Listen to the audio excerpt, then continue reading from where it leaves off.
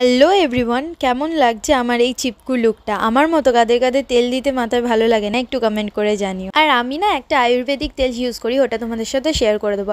আর personal hygiene maintain করার জন্য role অনটা আমার বেস্ট লাগে, তাই ওটাই ইউজ। যেহেতু স্কিনের ড্রাইনেসটা এখনও কাটেনি, তাই বডি লোশন এখনও ইউজ করছি।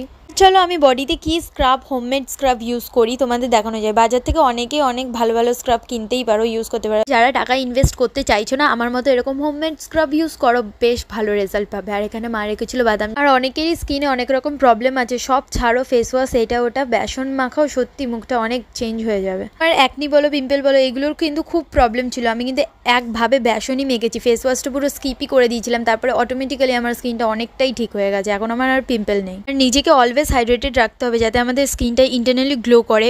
তা জল খাও, ফ্রুটস খাওয়া, যাই খুশি খাওয়া। আর আমি তো খেতে ভালোবাসি, আমি জাঙ্ক ফুডটা অ্যাভয়েডই করি, কিন্তু বাড়িতে বানানো হলে খাওয়াই যায়, এটা নিয়ে কোনো প্রবলেম নেই। একটা টাইম আমি একদমই খেতে ভালোবাসতাম না, কিন্তু এই লকডাউনটা আসার পর থেকে আমার খুব খেতে ভালোবাসি। তারপরে দেখতেই পাচ্ছ আমি কতটা ওয়েট গেইন করি। আজকের জন্য এইটুখানি, দেখা হবে আবার কোনো একটা নতুন ভিডিওতে। Bye, subscribe.